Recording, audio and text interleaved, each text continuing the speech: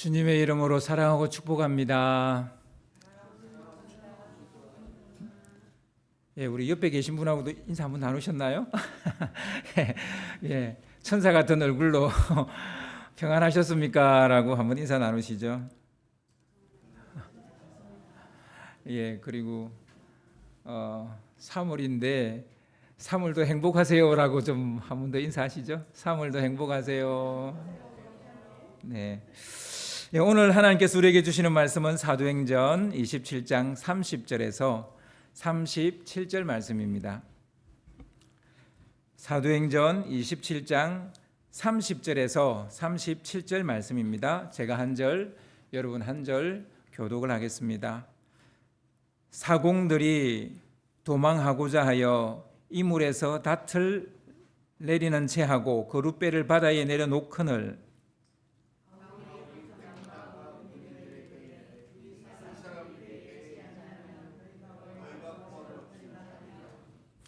이에 군인들이 그룻줄을 끊어 떼어버리니라.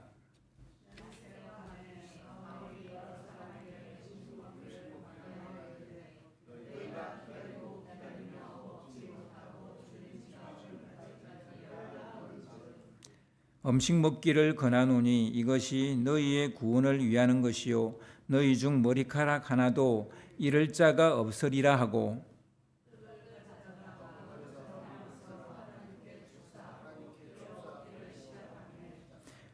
그들도 다 안심하고 받아 먹으니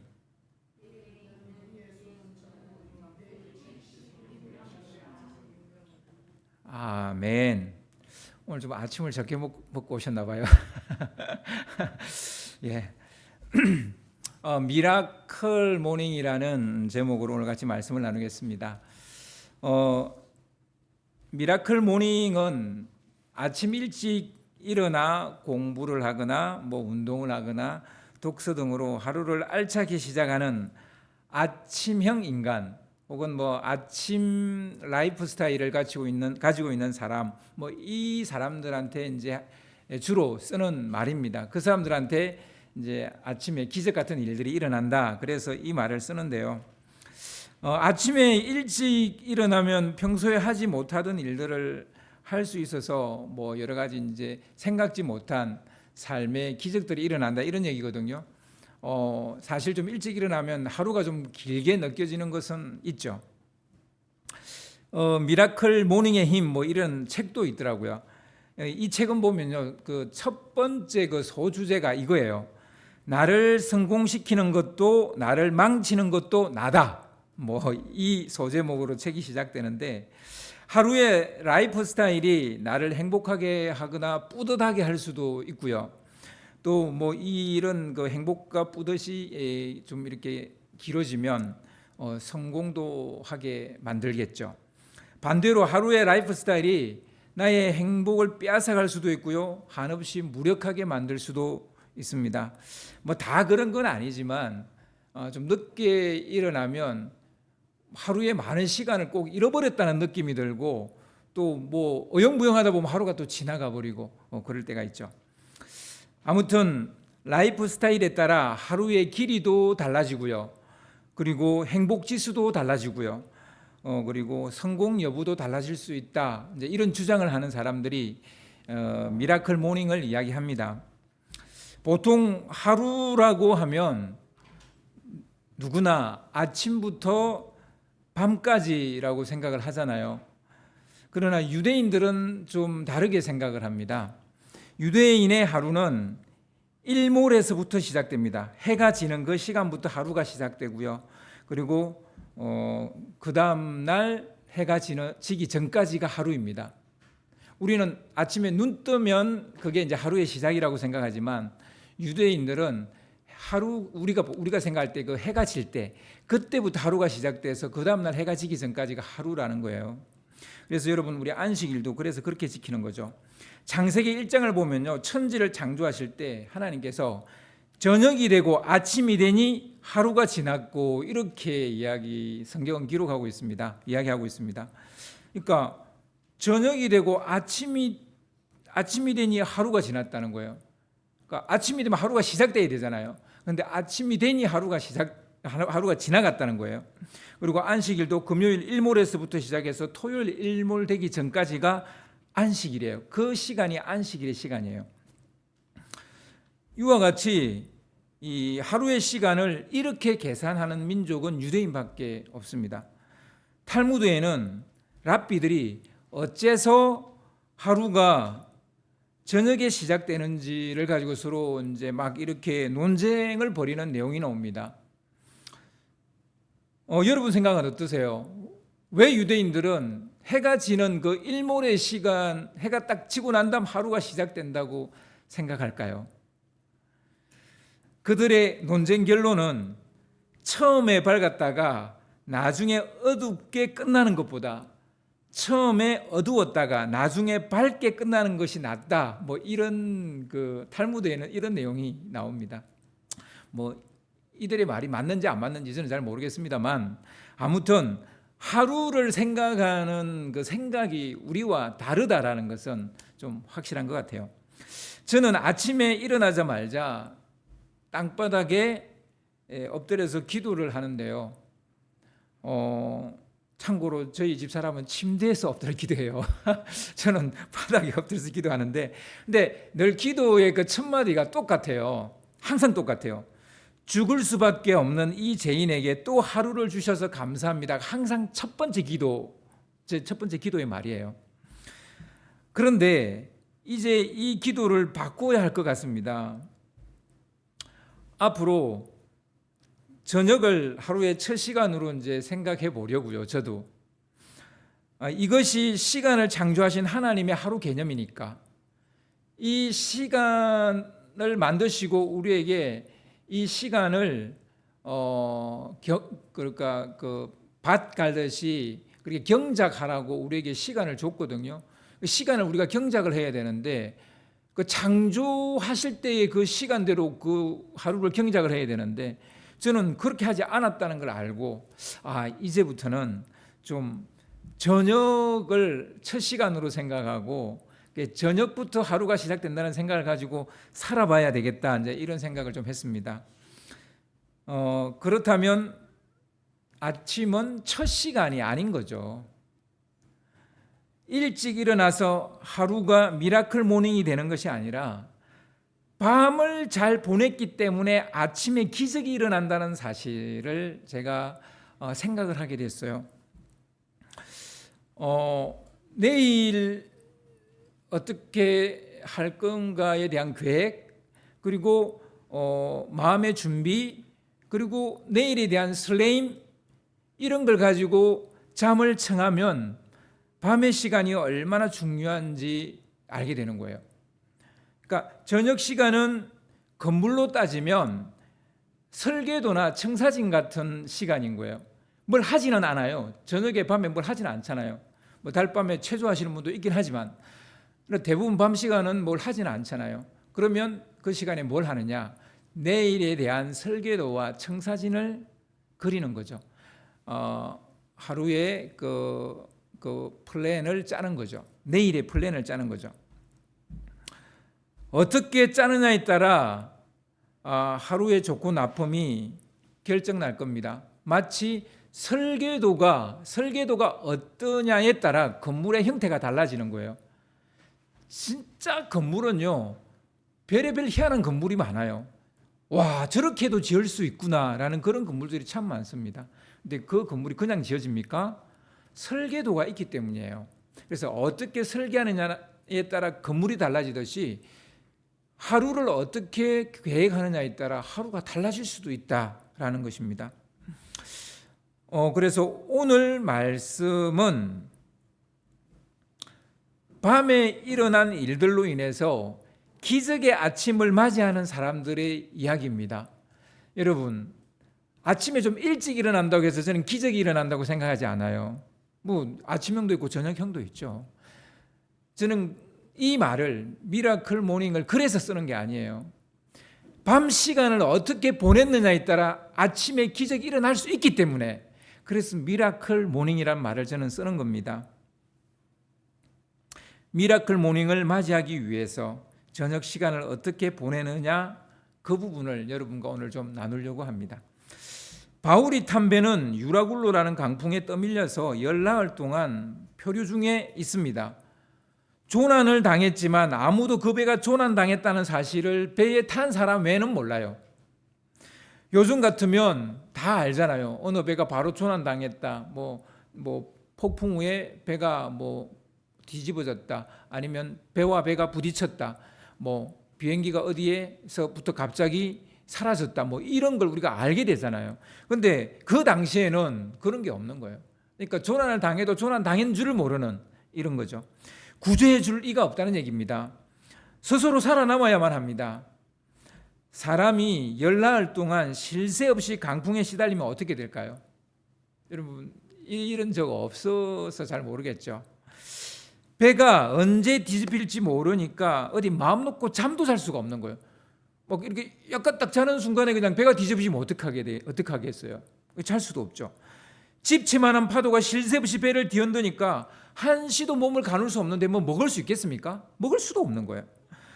끝없이 몰아치는 죽음의 공포에 시달리고 미칠 듯이 쏟아지는 졸음에 시달리고 아무것도 먹질 못했으니까 허기에 시달리고 거의 기진맥진 상태죠. 이게 살았는지 죽었는지 분간도 안 될 정도의 상태인 거죠.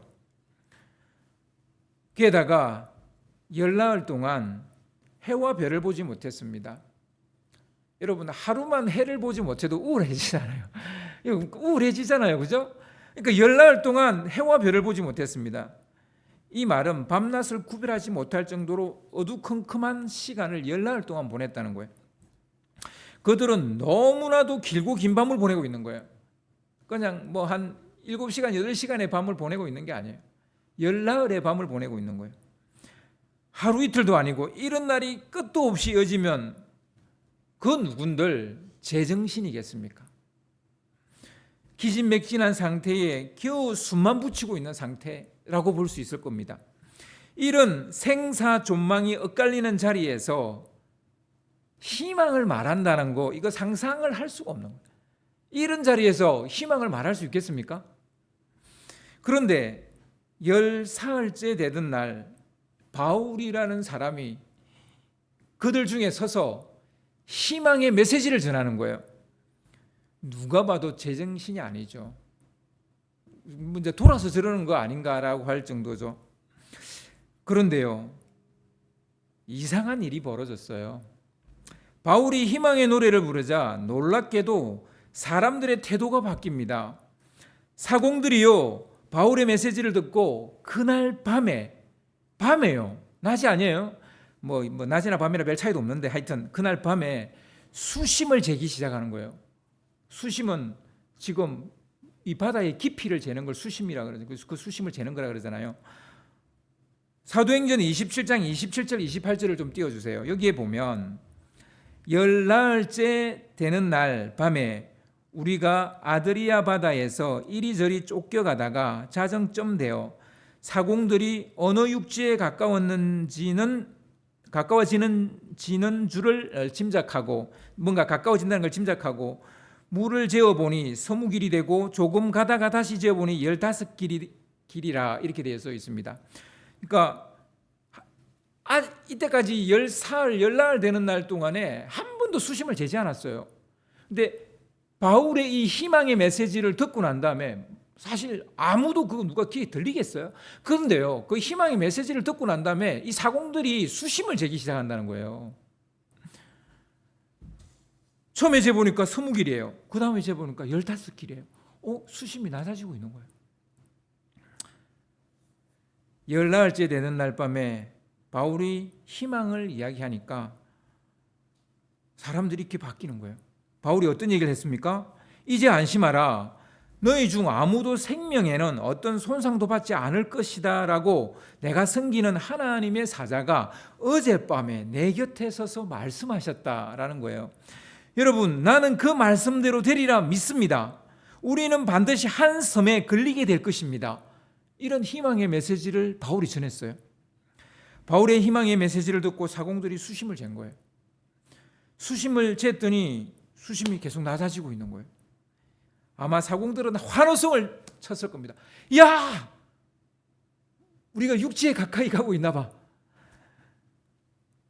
그들은 수심이 낮아지니까 혹 암초에 부딪힐까 봐 닷을 내립니다. 닷을 내렸다는 거예요. 닷을 내리고 좀 기다려 봐야 되겠다. 또 멀어지면 안 되니까 뭐 이런 생각이겠죠. 사도행전 27장 29절을 보면요, 이런 말씀이 나옵니다. 암초에 걸릴까 하여 고물로 닷넷을 내리고 날이 새기를 고대하니라. 심지어 그들은 날이 속히 새기를 고대했다는 거예요. 닷도 하나가 아니라 4개까지 내리고요. 고대한다는 것은 희망하는 것이 생겼다는 거예요. 닻을 내렸다는 것은 뭔가 희망이 생겼다는 얘기예요. 구원의 여망이 생겼다는 거예요. 분명 바울의 메시지를 듣기 전까지 그들에게는 구원의 여망이 사라졌더라, 이렇게 성경 기록하고 있습니다. 그런데 바울의 이 희망의 메시지를 듣고 나니까 살고자 하는 마음이 생겨난 거예요. 기진맥진 상태이지만 무엇인가 하기 시작했다는 거예요. 수심을 재고요, 닷을 내리고요, 고대를 하게 되는 거예요. 바울이 탄 배에는 총 276명이 타고 있었는데요, 바울이 그들에게 먹을 것을 권합니다. 그래서 오늘 본문이에요. 오늘 본문 34절에서 36절 말씀을 제가 읽어드릴게요. 여러분 좀 띄워주세요. 눈으로 따라 읽으시면 되겠습니다. 음식 먹기를 권하노니 이것이 너희의 구원을 위하는 것이요 너희 중 머리카락 하나도 잃을 자가 없으리라 하고, 떡을 가져다가 모든 사람 앞에서 하나님께 축사하고 떼어 먹기를 시작하매 그들도 다 안심하고 받아 먹으니, 이들 중 그 누구도 바울의 희망의 메시지를 듣기 전에는 아무것도 먹지 않았어요. 구원의 여망이 사라지면 나타나는 현상이 있는데요, 식욕이 떨어져요. 내가 살아야 될 의욕이 떨어지면요, 의욕만 떨어진 게 아니라 식욕도 떨어진다니까요. 그래서요, 이 희망이 없는 사람의 특징이 뭐냐면 잘 먹질 않아요. 우리 나이 드신 진짜 나이 많이 드신 어른들 중에 곡기를 끊게 되는 시기가 옵니다. 이는 살고자 하는 마음을 놓았다는 뜻이에요. 그래서 나이 많은 어르신이 더 이상 뭘 먹지 않으려고 한다라는 것은 이제 살고자 하는 희망을 내려놓았다는 얘기입니다. 이제 죽음을 받아들였다는 얘기죠. 살고자 하는 사람에게 제일 먼저 나타나는 현상은 뭘까요, 그럼? 죽고자 하는 사람한테는 제일 먼저 나타나는 게 식욕이 사라져요. 그럼 살고자 하는 사람한테 제일 먼저 나타나는 게 뭘까요? 식욕입니다. 뭘 먹으려고 그래요. 진짜 다 자빠져서 그냥 죽어야지 하다가 어느 순간 살고픈 마음이 딱 생겼을 때 주섬주섬 일어나서 뭘 챙겨서 먹습니다. 대부분이 그렇습니다. 여러분, 희망이 생기면요, 식욕이 생깁니다. 요즘 밤마다 없으세요? 여러분 혹시 희망이 없는 건 아닐까요? 276명 모두 떡을 먹었다는 거예요. 모두 살고자 하는 마음이 생겼다는 거예요. 이것이 희망의 메시지를 듣는 사람에게 나타나는 현상입니다. 여러분, 절망적일수록 희망의 메시지를 들어야 합니다. 그래서요, 여러분 살고 싶은 마음이 없고 식욕도 떨어졌고 막 그렇습니까? 그러면 여러분 자꾸 먹으라 그러지 마세요. 안 들어가요. 목구멍에 안 들어간다니까, 진짜요. 그러지 말고 희망의 메시지를 전하세요. 희망의 말을 하세요. 그래야 먹게 됩니다. 참 이상하죠. 마음에 희망이 생기면 그 목구멍에 넘어가지 않는 그 밥이 넘어가기 시작한다니까요. 이상하죠. 그래서 우리 몸은 진짜 마음에 달려 있는 거죠.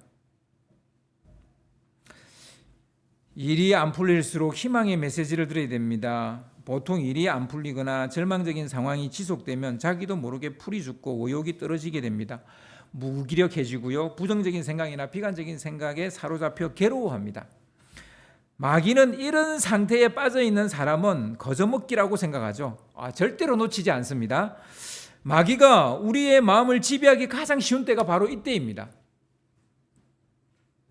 절망적이고 고통스러워할 때, 그때 이거는 시간 죽먹기예요. 거저먹기예요. 하지만 마귀가 가장 싫어하는 것은 우리가 희망의 메시지를 듣는 겁니다. 마귀는 어떻게든 우리가 희망의 메시지를 듣지 못하도록 방해합니다. 희망의 메시지. 여러분, 마음이 힘들고 어렵습니까? 그때가 교회 나와서 설교 들을 시간이에요. 말씀 들을 시간이에요. 여러분, 정말 죽고 싶은 만큼 힘듭니까? 그때가 뭘 먹어야 될 때가 아니고 말씀을 희망의 메시지를 들을 때입니다. 우리가 매일 들어야 할 메시지는 3가지예요. 3가지 메시지는 매일 들어야 됩니다. 첫 번째는 믿음의 메시지고요. 두 번째는 소망의 메시지고요. 즉 희망의 메시지고요. 세 번째는 사랑의 메시지입니다. 이건 매일 들어야 돼요. 믿음, 소망, 사랑의 메시지를 듣지 않으면 우리의 영혼은 수분을 공급받지 못한 꽃처럼 시들해집니다. 생기를 잃고 삶의 활력을 잃습니다. 여러분 꽃이잖아요. 여러분 꽃 아니세요? 저는 꽃인데 여러분은 꽃 아닌가 보죠. 여러분도 꽃이잖아요. 꽃은요, 아침 이슬을 머금어야 예뻐져요. 여러분, 아침 이슬이 뭘까요? 믿음, 소망, 사랑의 말을 듣는 거예요. 사랑의 말만 아니에요. 희망의 말만 아니에요. 믿음의 말만 아니에요. 셋 다 들어야 돼요. 자기 전에 희망의 메시지를 듣고 자면 아침에 생기 넘치게 하루를 시작할 수 있습니다. 여러분, 저도 그렇습니다만 저를 보면서 대부분 그럴 것 같아요. 자기 전에 항상 걱정하다가 자요. 이 걱정, 저 걱정, 안 해도 될 걱정, 5만 가지 걱정. 그러다가 잠이 들어요. 그런데 아침에 기적이 일어나겠습니까? 자기 전에는 반드시 희망의 메시지를 들으세요. 내일이 설레인다. 내일이 무슨 일이 일어날까? 정말 기다리고 싶은 마음. 이런 희망의 메시지, 이런 걸 들어야 돼요. 내일은 좋은 일이 일어나겠지. 내일은 기적이 일어나겠지. 내일은 새로운 일이 일어나겠지. 내일은 뭔가 잘 될 거야. 이런 희망의 메시지를 듣고 자야 되는데 5만 가지 잡다한 쓰레기 생각으로 잠이 드니 내일이 기적이 일어나겠습니까? 미라클 모닝이 되겠습니까?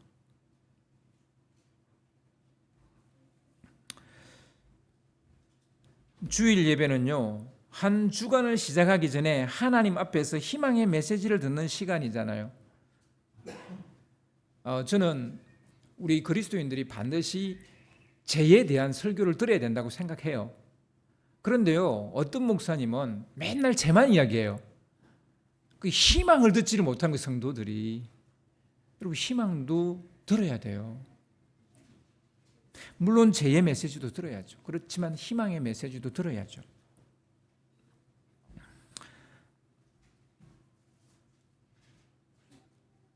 이제 희망의 메시지를 듣고 한 주간을 시작하는 여러분 되시기를 바랍니다. 아멘. 우리의 삶을 지탱하게 하는 것은 우리의 지식이나 재능 아닙니다. 물론 우리의 육신의 건강도 아니고 정신력도 아닙니다. 우리를 살게 하는 것은 사실은 크고 작은 희망이에요. 크고 작은 희망만 있으면요, 좀 못 먹어도 살아요. 여러분, 우리 1960년, 70년 못 먹었잖아요. 매일 해마다 보릿고개 있었잖아요. 그런데요, 그때는 희망이 있었어요. 그러니까 매일 삶의 기쁨이 있었다고, 살맛이 났다고요. 근데 지금은요, 먹을만 해요. 먹고 살만 해요. 피둥피둥 뱃살도 좀 나왔어요. 그런데요, 왜 살맛이 안 날까요? 크고 작은 희망이 없는 거예요. 희망이 없으면 아무리 가벼운 짐도 무겁게 느껴집니다. 하지만 희망이 있으면요, 태산 같은 일도 무겁게 느껴지지 않는 거예요. 모세는 40년 동안 미디안 광야에서 양치기로 살아갑니다. 뭐 양치기는 그렇게 어려운 일은 아니잖아요. 물론 쉬운 일은 아니겠지만 뭐 그렇게 막 짐을 뭐 인생 짐처럼 느껴지고 막 나를 내리누르는 그런 일은 아니었을 것 같아요. 나름 행복하고요, 만족스러운 삶을 살고 있다고 자부했을 겁니다. 그런데 한 번씩 자기도 모르게 저 멀리 보이는 신의 산을 멍하게 바라보고 있는 자신을 보고 있는 거예요. 그럴 때마다 놀라는 거예요. 뭐지? 뭔가가 없는 거예요. 뭔가 행복하고 만족스러운데 뭔가가 허전해요. 허무해요. 여우 같은 아내도 생기고 토끼 같은 자식들도 생기고 먹고 살만해요. 근데 이상하게도 뭔가 말할 수 없는 공허감이 엄습해오는 거예요. 그는 양을 치다 말고 어느 날 무작정 시내산을 향해서 올라갔습니다. 그런데 시내산을 가까이 가고 있는데 뭔가 보이는 거예요. 불타고 있는 떨기나무가 보이는 거예요. 가까이 가서 보니까 불이 활활 타오르고 있는데 나무는 타지 않는 거예요. 신기하죠? 이상하죠? 기이하죠?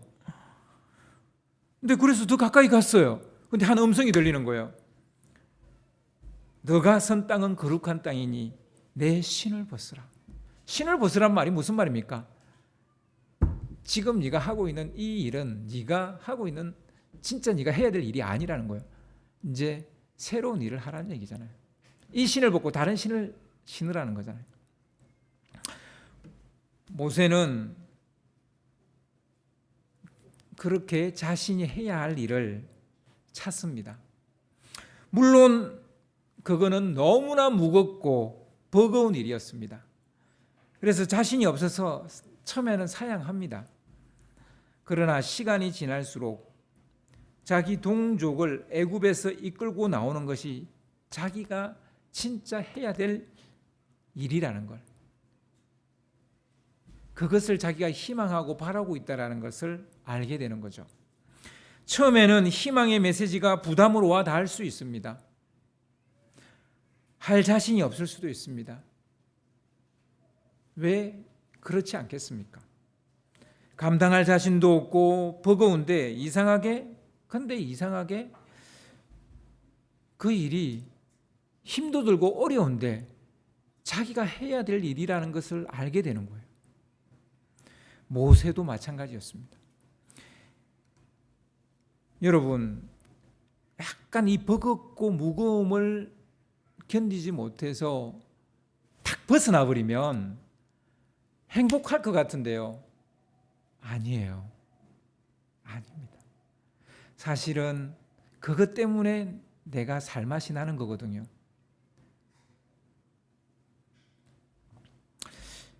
생각해 보세요. 이스라엘 백성을 애굽에서 데리고 나오는 것 한두 사람도 아니고 200만 명을, 거의 200만 명을 데리고 논다는 게 그게 쉬운 일이겠어요? 그런데 그 바로가, 애굽의 왕 바로가 그래 자 다 데리고 가라 그러겠어요? 이 바로 왕과 싸워야 되는 거예요. 그러니까 모세는 왕자 출신이니까 이걸 너무나 잘 아는 거예요. 그들을 데리고 노는 게 이게 그렇게 쉬운 일이 아니라는 것을. 누구보다 바로의 힘, 그 강력한 힘을 잘 아는 사람이 그 바로가 무서워서 도망친 사람이잖아요. 그런데 없어서는 안 되는 그 200만 명을 데리고 놓는다는 게 그게 가능하겠어요? 근데 이 일이 자기 일이라는 것을 감출 수가 없는 거예요. 사양도 해보고 하지만 그래도 마음은 끌리는 거예요. 가야 되겠다는 생각이 드는 거예요. 가지 않고서는 배길 수가 없는 거예요. 하나님의 부르심은요, 그런 거예요. 부담도 돼요. 겁도 나요. 피하고 싶어요. 그런데 그걸 하면 살 것 같은 거예요. 숨을 쉴 것 같은 거예요.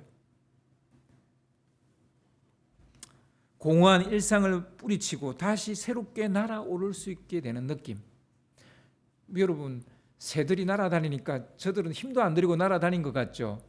그럴까요? 아니에요. 새는 중력에 그 어떤 영향을 안 받을까요? 당연히 받죠. 힘들어도 새는 날아다니는 짐승이니까 날아다니는 거예요. 절체절명의 위기와 생사존망의 기로에 서 있는 사람들만이 희망의 메시지가 필요한 게 아니에요. 모세는 바울처럼 지금 생사존망의 기로에 서 있는 게 아니에요. 살만해요. 여우 같은 아내도 있고 토끼 같은 자식도 있고 자기가 해야 될 일도 있고 채야 될 양떼도 있고 살만하다니까요. 위기는 아니지만 방향을 잃은 것은 맞는 거죠. 근데 이건 자기가 해야 될 일은 아닌 거예요. 진정한 삶의 목적을 찾지 못해서 허무한 시절을 보내고 있는 거예요. 그런 사람에게도 희망의 메시지가 필요합니다. 절체절명의 위기, 생사존망의 기로에 있는 사람에게도 희망의 메시지가 필요하고요. 내가 지금 뭘 해야 될지 모르는 사람, 뭐 사는데 크게 어려움은 없어요. 그런데 내가 지금 뭘 해야 될지 삶의 의미와 목적을 아직도 알지 못하는 이런 사람에게도 희망의 메시지는 필요하다고요. 희망의 메시지는 기진맥진한 사람만 움직이는 게 아니에요. 희망의 메시지는 좌충우돌하는 사람들에게도 담비와 같은 그런 역할을 합니다. 이것이 희망의 힘입니다. 희망은 미래를 자기 것으로 만드는 실마리와 같은 거예요. 희망은 가진 자의 것이 아니라 누구나 가질 수 있는 것입니다.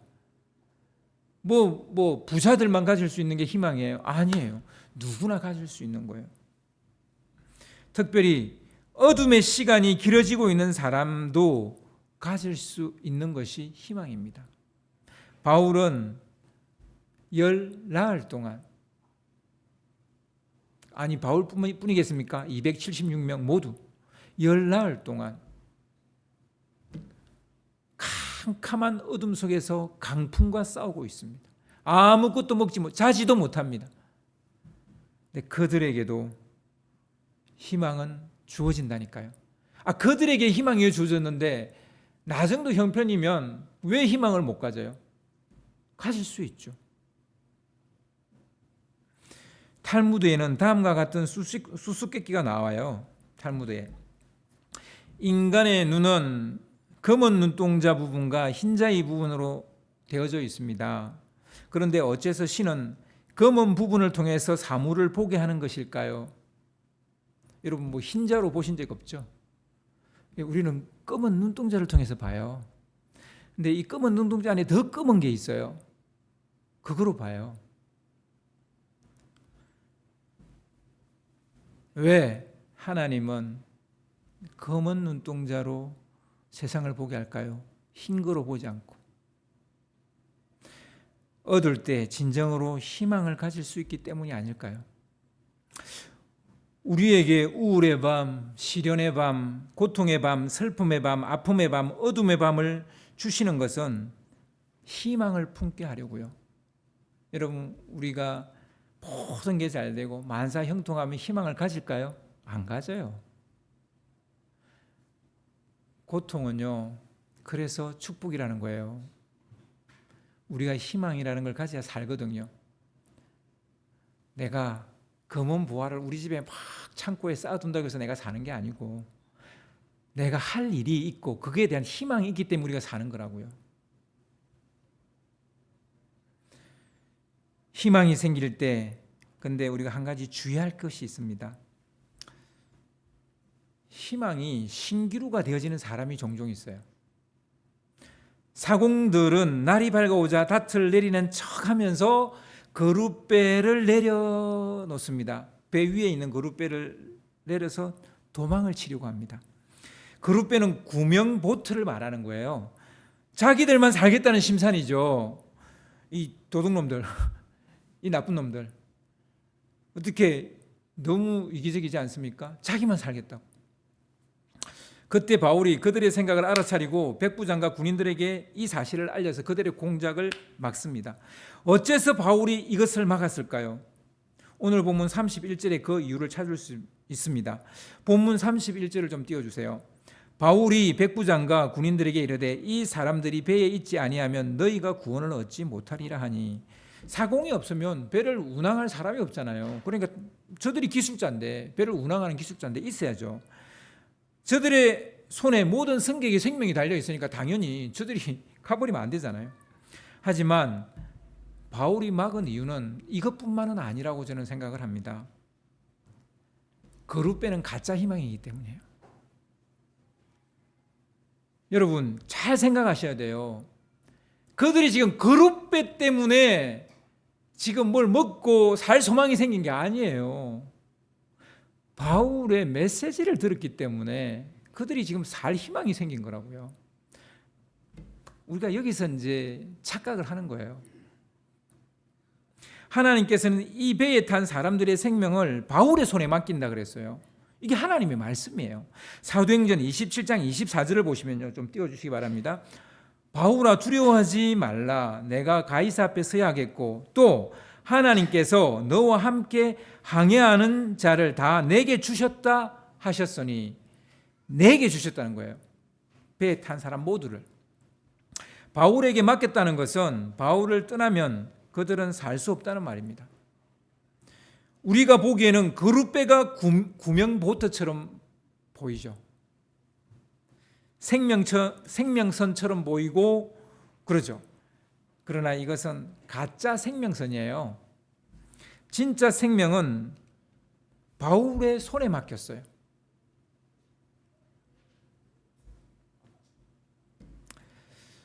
우리는 가짜 희망을 그것을 내려놓지 못하기 때문에 진짜 희망을 붙잡지 못하는 겁니다. 바울이 이렇게 희망의 메시지를 전했으면 바울의 말을 들어야죠. 근데 순간 거룻배의 시선이 꽂히는 거예요. 저게 우리를 살릴 거라고. 여러분, 이스라엘이 이와 같았어요. 그 백성을 애굽에서 이끌어낸 것은 하나님 여호와시지 비를 내리는 바알이 아니란 말이에요. 그런데 그들이 이제 가나안 땅에 들어오니까 바알이 보이는 거예요. 아세라가 보이는 거예요. 아스다롯이 보이는 거예요.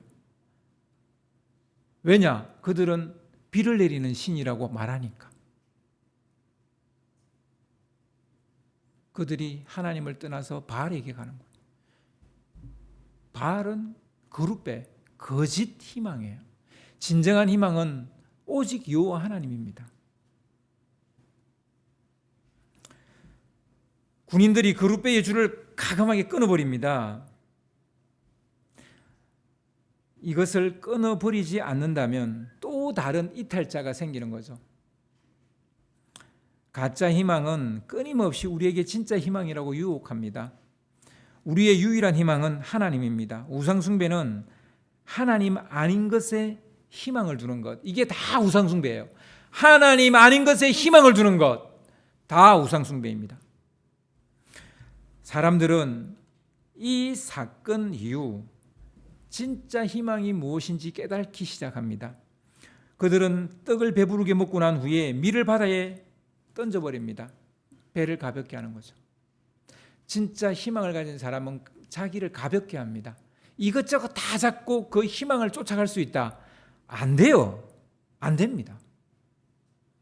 오늘 본문 38절을 보면 배부르게 먹고 밀을 바다에 버려 배를 가볍게 하였더라. 앞에 배와 뒤에 배는 다른 겁니다. 예, 이 배는 부르게 하고 내가 타고 있는 배는 가볍게 해야 되는 거예요. 배에 남겨둔 밀이 진짜 희망이 아니라는 사실을 깨달은 거예요. 거룻배 사건을 통해서 깨닫게 된 거예요.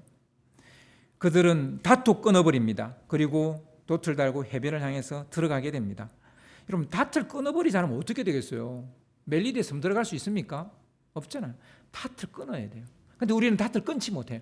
이거 끊으면 또 밀려가지 않을까? 이거 끊으면 또 우리는 방황하게 되지 않을까? 그런데요, 사실 닷을 끊었다는 것은 더 큰 의미가 있어요. 배를 포기했다는 거예요. 이들은 나중에 배까지도 포기해버려요. 여러분, 배가 진짜 희망이 아닙니다. 거룻배뿐만 아니라 이 배도 진짜 희망이 아니에요. 진짜 희망은 바울이 말한 예수 그리스도입니다. 아멘. 예수님은 당신이 오신 목적을 말씀하십니다. 요한복음 10장 10절을 보시면요. 요한복음 10장 10절. 도둑이 오는 것은 도둑질하고 죽이고 멸망시키려는 것뿐이요. 내가 온 것은 양으로 생명을 얻게 하고 더 풍성하게 얻게 하려 하심이라. 아멘. 우리는 도둑놈에게 마음을 뺏겨서 진짜 희망을 붙잡지 못하는 거예요. 여러분, 가장 큰 도둑놈은 뭔지 아세요? 돈이에요, 돈. 이 돈이란 놈이 굉장한 도둑놈이에요. 그런데 그 돈의 결국이 뭐냐면 멸망이에요. 그런데 주님은 우리에게 오신 이유가 양으로 생명을 얻게 하고 더 풍성하게 얻게 하려 하심이라는 거예요. 진짜 희망은 예수님에게 있습니다. 왜요?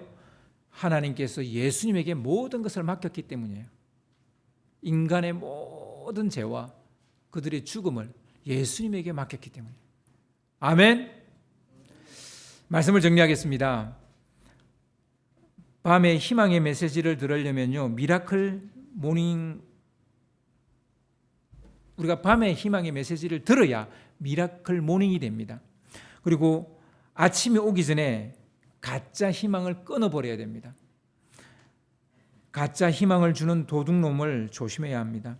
그것이 그룹배일 수도 있고, 아니 내가 지금 타고 있는 배일 수도 있습니다. 미라클 모닝을 위해 밤의 시간을 어떻게 보내야 할지 우리는 답을 찾았습니다. 희망을 듣고 품는 것이고요. 가짜 희망은 끊어버리는 것. 이것이 미라클 모닝을 우리가 맞이할 수 있는 길입니다. 이 두 가지만 기억하신다면 아침마다 우리는 미라클 모닝을 경험하게 될 줄로 믿습니다.